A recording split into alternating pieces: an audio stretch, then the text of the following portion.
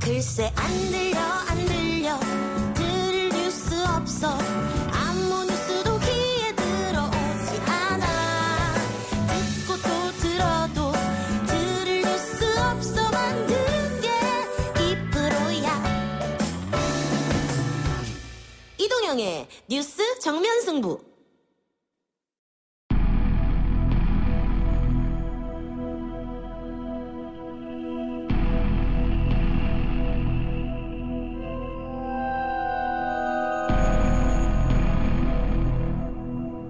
YTN 라디오 이동의 뉴스 정면승부 3부 시작합니다.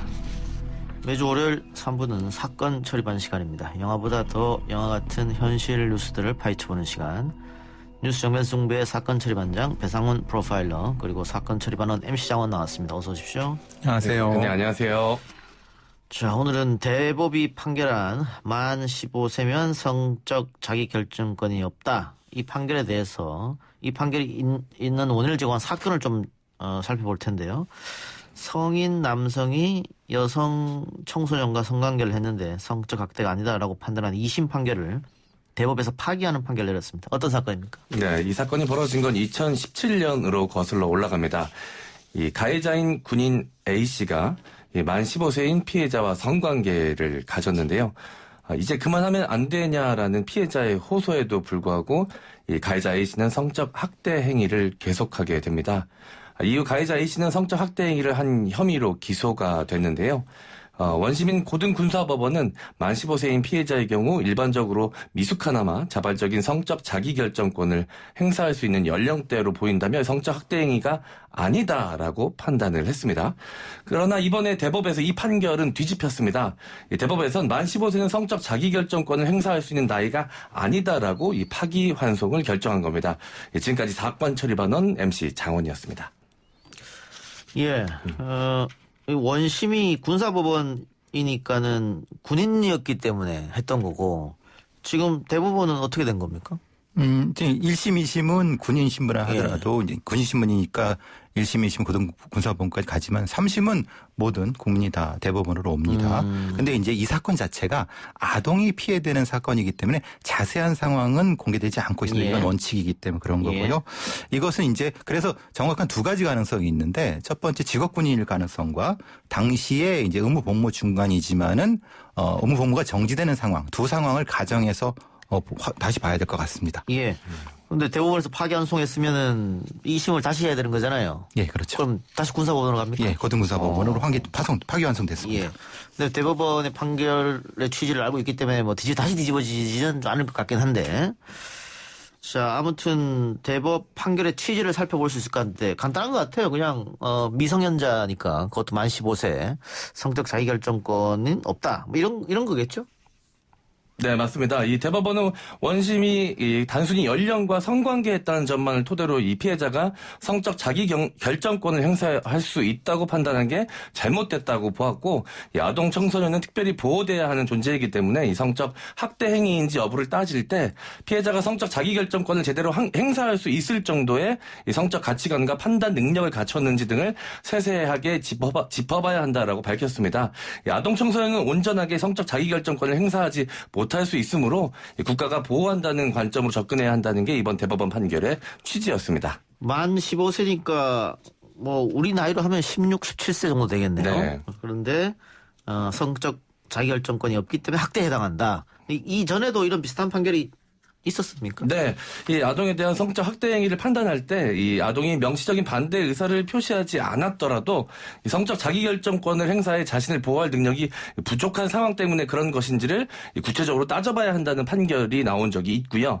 이 아동 자신이 설령 동의했더라도 아동 매매죄가 성립할 수 있다거나 아동 청소년이 자신을 대상으로 한 음란물 제작에 동의를 했더라도 아동 청소년 음란물 제작죄에 해당한다는 판례도 존재합니다. 예. 그 미성년자라고 하더라도 동의하에 성관계 했으면 학대가 아니지 않느냐. 그것 때문에 그러면 그 군사법원에서 무죄한 겁니까? 아닙니다. 이거 자체는 예. 조금 복잡한 부분이 있는데요. 13세 미만이면 미성년자 의제강간죄가 되고요. 예. 근데 그것이 올해 5월부터 16세로 상향이 됐습니다.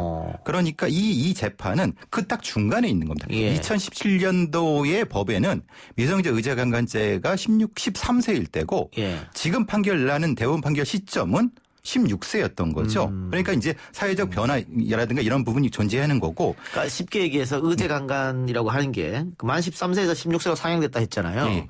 그러니까 아무리 그 합의를 했다고 하더라도 그 전에 법은 만 13세 미만이면은 이거는 강간으로 처벌한다. 그렇죠. 그렇게 이걸 되는 지금 거죠. 만 16세로 높였단 말이죠. 높였다는 거죠. 그런데 이 사건은 그 사이에 있었던 사건이고. 그 사이에 있었던 것이고 또 문제는 뭐냐면 이거 자체가 그래서 이제 1심의 검사도 성적인 부분으로 기소하지 않았습니다. 예. 그러니까 이걸 학대 행위로 기소했기 때문에 2심에서도 그걸 그대로 받아들여 갖고 그 부분을 인정하지 않은 부분이고 엄격하게 나이 기준으로 봤다고 보는 겁니다. 예. 근데 갑자기 궁금증이 생기는데 우리 보이는 라디오 유튜브에 마린보이님께서 비슷한 질문을 해주셨는데 성인과 그 미성년자의 관계가 아니고 만약 미성년자끼리의 관계였다고 하면 그러면 의제 강간이 되느냐? 네. 그것이 이제 그래서 이제 새로 신설된 조항으로 이게 새로 생긴 겁니다. 기존에는 13일 미만만 의제강간죄가 됐는데 그것의 3호 조항으로 돼 갖고 13세에서 16세 사이에서는 그 가해자가 19세 이상일 때만 처벌하는 19세 이상일 때만 처벌한다. 예, 이런 형태로 바뀐 아, 거죠. 예, 알겠습니다. 예. 자, 근데 그 가해자가 이 사건에서는 이 사건만 있는 게 아니라면서요? 네, 그렇습니다. 이 가해자는 SNS 가짜 계정을 이용해서 또 다른 미성년자에게 접근을 해서 이 아르바이트를 빌미로 신체 노출 사진을 찍어 보내게 하고 넌 이제 내 평생 노예야. 나를 차단하거나 익집하는 순간 바로 전국구로 퍼지는 것이다. 라고 보내면서 이 신체 노출 사진을 이용해 협박한 사건이 있었습니다. 이거는 그 소위 말하는 성착취 사건 아닙니까, 그러면? 네, 맞습니다. 이 가해자는 계속해서 이 신체 노출 사진을 요구하면서 급기야는 이 피해자를 이 강간할 의도를 가지게 되는데요. 이 피해자를 또다시 협박을 했습니다. 그럼에도 불구하고 원심은 협박은 유죄, 이 강간 미수는 유죄로 판단을 했습니다. 이 사건 또한 대법원이 원심의 판단을 파기했습니다. 이 부분도 사실은 이 변화된 사회 환경을 반영하는데요. 우리가 이런 사건에서 위계의 의미를 정확히 대법원은 봐야 된다라고 하는 겁니다. 실제 2심에서는 엄격하게 본 겁니다. 흔히 말하는 협박과 강간 사이에는 직접적 인과관계가 없다라고 2심에서 봤고 대법원은 그것이 어쨌든 위계의 연결성이 있기 때문에 이것은 포괄적으로 봐야 된다라고 하는 것이 그러니까 변화된 사회 환경과 일종의 그루밍이라든가 아니면 위계의 어떤 폭넓은 확대 이것을 예. 대법원에서 지적한 것이죠. 아니, 협박을 동반하고 있기 때문에 당연히 피해자는 두려움을 떨 수밖에 없고 그게 이어질 수 있는 거지 않습니까? 그렇죠. 성폭력으로. 근데 이전에는 그렇게 판단하지 않았습니다. 아, 그래요? 예, 예. 그래서 이제 문제가 있었죠. 알겠습니다. 어쨌든 13세에서 16세로 옮겨졌다, 이동했다고 하는 것은 우리 사회가 조금 더 앞으로 나아가는 젠더 문제에 대해서 그런 결정이 아닌가 싶고요. 다음 내용으로 넘어가죠. 이번에 경찰청에서 문신 있는 사람도 경찰이 될 수 있다고 개정을 냈다고 하는데 그전에는 문신 있으면 경찰 안 됐나 보죠? 그러니까 시험 볼 때 이 자를 갖고 잽니다. 네. 그러니까 실제 문신 크기 갖고. 그러니까 그런 경우도 제가 이제 시험관이었기 때문에 네. 또 여러 군데 봤습니다. 그러니까 사실 그게 흉터인지 문신인지가 애매한 경우가 있습니다. 그런 부분 때문에 그 자를 갖고 재 갖고 하는데 이제 규정 자체가 엄격해진 거죠. 네, 제가 좀 찾아보니까 문신이 있다가 지웠던 흔적이 있어도 좀 불이익을 받았었다라고 하더라고요. 네, 그러면 젊었을 때 요즘은 또 타투가 유행이기도 하니까 네. 했다가 나중에 몇 년 있다가 나 경찰 공무원이 돼야겠다. 네. 이런 꿈을 가지면 큰일 나겠네요. 그러니까 애초에 그런 꿈이 있으면 그렇게 어려워지는 거죠. 근데 이제 그래서 네. 열심히 지어갖고 그걸 몇 번을 수술해서 다시 경찰을 시험 보는 사람도 있어요. 근데 이 타투는 하는 비용보다 이 지우는 비용이 더 네. 비싸고 기간도 더 오래 걸리거든요. 그게 이게 아직 우리 법이 현실을 못 따라가는 것인데 지금은 사실은 법에 아직 이 문신, 타투는 네. 의사만 하게 돼 있기 때문에 네. 거의 다 불법이단 말이죠. 그렇죠. 의료 행위로 인정이 네. 되죠. 그래서 민주당 박주민 의원이 이거 개정안을 지금 준비한다고 하던데 좀 현실을 못 따라가는데 요즘 젊은 친구들 굉장히 많이 하잖아요. 네, 맞습니다. 발목에도 하고 허리에도 하고. 네, 이 젊은 친구들 사이에서 유행하는 말이 있어요. 선타 후뚜맛이라고. 예. 일단 타투하고 부모님께는 후에 두드려 맞는다라는 얘기가 있을 정도로 네, 많이들 한다고 하더라고요. 이 실제로 주변에서 이 젊은 친구들이 이 패션 타투라고 하죠. 이 자신의 개성을 나타내기 위해서 자신의 몸에 타투한 경우를 많이 보고요. 네. 근데 문제는 그겁니다. 국민에게 공복이라고 할 수 있는 경찰이 실제로 이것을 어느 정도까지 허용할 것인가. 예. 그러니까 일반인은 상관없는데 네. 또 다른 공무원이 모르겠지만 경찰의 아, 입장에서는 저번에는 저런 적이 있었어요. 초등학교 교사. 예. 초등학교 교사가 과연 심한 문신을 해도 되느냐? 이걸로 또 논쟁이 붙었단 말이죠. 그렇죠.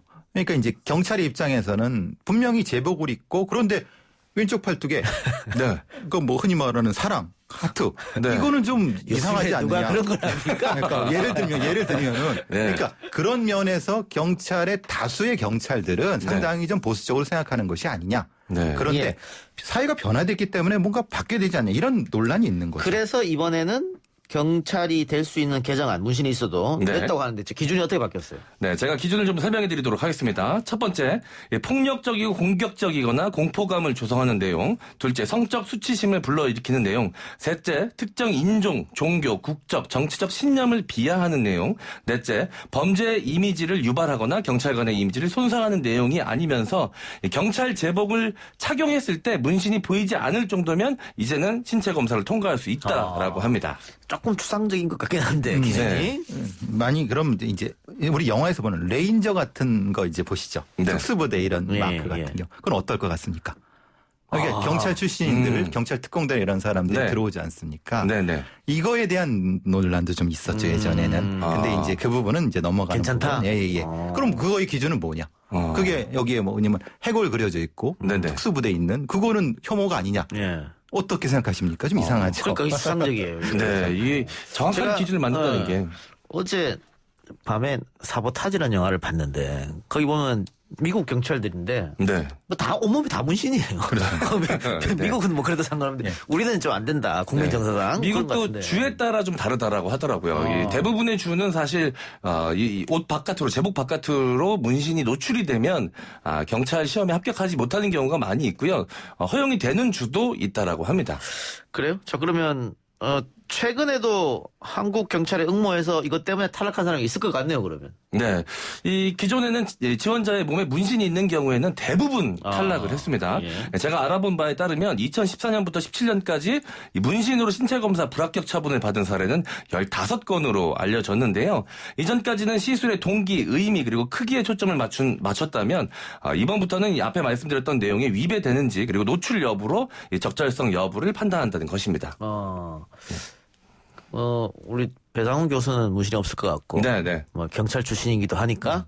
네. 장원 씨는 어때요? 저는 그 아버님이 듣고 있어가지고 눈썹 문신 했고요. 예. 눈썹 문신은 뭐 미용이니까. 사실 그것도 불법 시술입니다. 눈썹 문신도 사실 같은 문신의 범주로 들어가니까요. 네. 예전에 아까 말씀드린 것처럼 흉터 관련된 그 논쟁이 있었습니다. 화상 흉터가 발목에 있었던 그런 그 수험생이 있었습니다. 근데 그 부분 때문에 사실은 여러 경찰의 수험생들의 어떤 온라인 사이트나 이런 데 있어서 논란이 있었거든요. 그게 사실은 하고 싶어 하는 게 아니라 사고 부분인데도 시민들한테 약간의 뭐 일종의 혐오감이라는 표현은 그렇지만 좀 불편함을 준다. 이런 것 때문에 논란이 되게 보수적으로 봤죠. 그렇네요. 지금까지 굉장히 네. 보셨다면. 근데 경찰 공무원 같은 경우는 지금껏 허용이 안 됐지만 소방 공무원 같은 경우는 허용이 됐거든요. 그래서 이제 유명한 사례들이 좀 있더라고 찾아보니까 이 소방관 파이터 윤호영 씨라는 분이 계십니다. 이분이 소방관이자 격투기 선수인데 그 가슴에 타투가 있습니다. 사람의 얼굴이 이제 새겨져 있는데요. 그게 바로 이제 동생의 얼굴이라고 합니다. 몇 년 전에 동생이 불의의 사고로 목숨을 잃었고 동생에게 좀 미안한 감정이 많이 있어서 동생을 잃지 않기 위해서 이제 가슴에 타투를 했다라고 하는데 이분이 소방관으로서 복무도 굉장히 열심히 하시고 시합에서 이긴 파이트머니를 독거노인과 이 기초생활 수급자들을 위해서 기부하기도 하고 굉장히 선한 활동들을 많이 했는데 이 기사가 나오자 댓글로 많은 분들이 조금 공무원이 문신을 해도 되느냐라는 식의 이제 안 좋은 댓글들을 많이 올렸거든요. 그래서 이제 본인이 소방 공무원은 크게 이제 제재를 받지 않고 좋은 이런 뜻으로 동생을 생각하기 위해서 한 것이니까 좀 이해해달라 뭐 이런 해프닝도 있었고요. 또 이제 소방관들 같은 경우 이 불을 끄다가 이 생명을 잃는 일이 생길 수도 있으니까 가슴에다가 이 장기 기증 의사를 몸에 새긴 소방관도 있었습니다. 본인의 이제 블러드 타입과 함께 가슴에 그런 내용을 좀 의미를 담아서 이 타투를 하는 경우도 있기 때문에 같은 잣대로 판단한다는 건 좀 어려움이 있는 것 같습니다. 그래서 좀 법이 빨리 현실과 좀 따라가야 된다. 지금 사실 뭐 우리 주위에 마사지 하시는 분들 많잖아요. 그것도 어떻게 보면 다 불법이거든요. 시각장애만 원래는 할 수 있으니까. 네. 그것도 그렇고 타투이스트라는 직업이 엄연히 있는데 지금도 다 불법이란 말이에요. MC 장원도 눈썹 문신 했으면 불법이라고 얘기했는데 또 대부분의 또 여성분들도 미용으로 많이 하잖아요. 네, 많이 대중화되어 있죠. 그분들도 과연 불법인가. 그래서 빨리 이거는 좀 법을 좀 고칠 필요가 없지 않아 있다. 그런 생각 들고. 장원 씨 코수염은 문신 아니에요? 이거는 오롯이 다 100% 제 털입니다. 예. 매번 비슷해요, 그래서. 예. 색깔과 뭐 이런 것들이. 네, 매일 아침 다듬고 나옵니다. 이게 사실 코수염 있는 사람들이 좀 비위생적일 거라는 선입견들을 갖고 계신데요. 굉장히 부지런한 사람들입니다. 매일 이 기장을 맞춰가지고 자르거든요. 이게 굉장히 귀찮은 일입니다. 길이를 맞춰서. 네. 예. 알겠습니다. 어쨌든 사회가 좀 빠르게 변화되고 있기 때문에 공무원 사회의 어떤 그 보수적 네. 생각도 좀 바뀔 필요가 있지 않느냐. 네.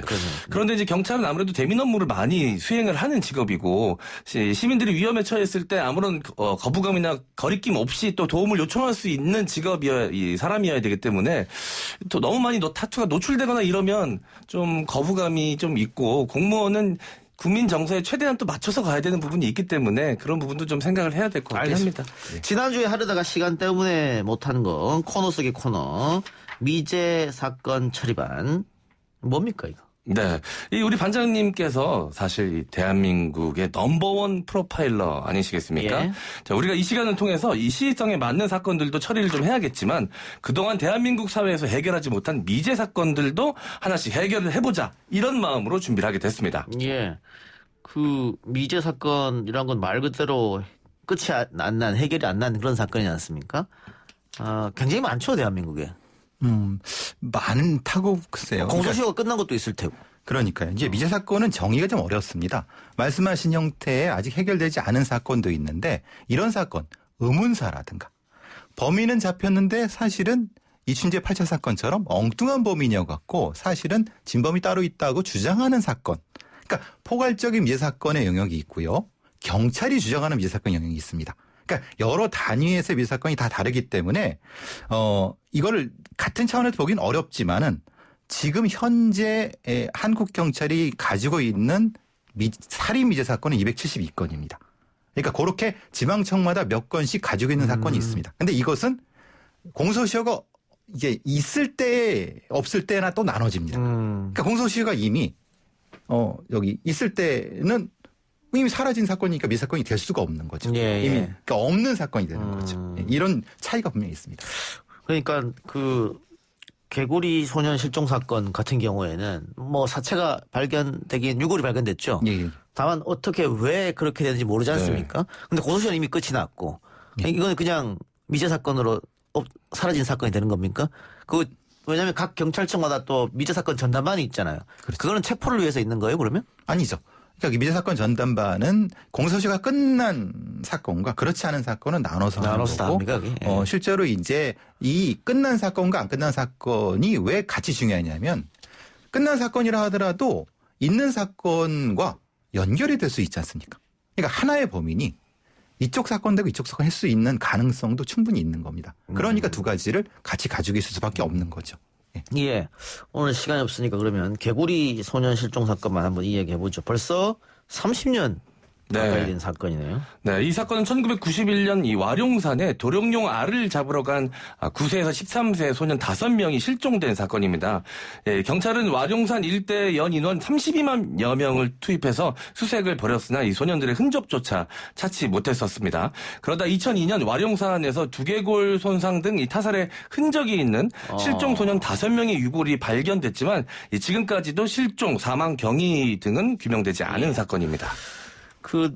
지금 이때 실종된 그 아이들이 사실은 MC 장원 씨 또래 친구들입니다. 지금 그대로 자랐다면은 MC 장원처럼 이제 어엿한 성인이 됐을 텐데 참 안타까운 그런 사건인데 이렇게 한꺼번에 5명의 친구가 사라졌다. 이것도 이해가 안 되는데 못 찾은 것도 이해가 좀 안 되지 않습니까? 그 엄청난 인력을 경찰이 투입해서 산을 샅샅이 수색했는데 못 찾았단 말이에요. 근데 못 찾았는데 2002년에 발견됐어요. 그 산에서. 예. 그러면 거기서 범행지인지 유기지인지 이거부터 나눠야 되고 그럼 그때 두개골에 있는 명백한 타살의 흔적. 네. 이는 3날 자국이라 하는데요. 그리고 그 안에 있었던 다양한 형태의 증거들.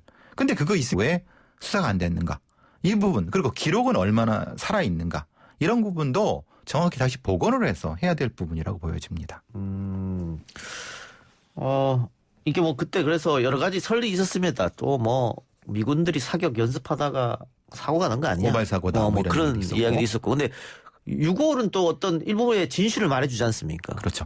명백히 이 오른쪽에 3날 자국이 있었다라고 하는 여러 그 관련자들의 증언이 있는데 네. 그럼 왜 그게 수사가 안 됐을까? 이런 부분도 규명해야 되는 부분인 거고 예. 아직도 이제 뭐 여러 학자들은 뭔가 아직도 증거는 있다. 의지만 있으면 할 수 있다. 이런 부분도 분명히 주장하는 분도 있습니다. 예. 그 이제 화성 연쇄살인사건 부르면 안 되죠. 이춘재. 이춘재 연쇄살인사건. 이것도 영구미제로 남을 것처럼 보였습니다만 결국은 밝혀졌잖아요. 네. 그렇죠. 예. 증거 분석으로 밝혀졌죠. 그러면 교수님 볼 때 어떻습니까? 이 개구리 소년 실종 사건도 언젠가는 밝혀질 가능성이 있다? 예. 저는 증거만 엄격히 분석을 하고 당시 기록만 재조합만 한다고 하면은 단서는 분명히 잡을 수 있을 거라고 생각합니다. 근데 그 부분이 사실 아쉬운 부분인 거죠. 근데 경찰 입장에서도 이런 사건이 영구미제 사건이라고 부르는데 영구미제 사건에 인력을 투입한다는 게 쉽지는 않잖아요. 그러니까 이런 거죠. 투입을 한다고 하지만 사실은 그 인력 자체가 너무 미약한 부분인 거죠. 그러니까 흔히 말하는 이런 사건은 사실 에이스 중에 에이스를 투입해야지 해결될까 말까 하는 거거든요. 근데 사실 그렇게 투입하기에는 지방청의 인력이라든 이런 부분이 네. 사실 부족한 부분이 존재하거든요. 네. 그런 부분에 대한 비중을 조절하는 어떤 법적인 제도적인 것이 필요하지 않을까 생각합니다. 알겠습니다. 오늘 두 말씀 여기까지 듣겠습니다. 지금까지 사건 처리반 배상훈 프로파일러 MC 장원 씨였습니다. 고맙습니다. 감사합니다. 감사합니다.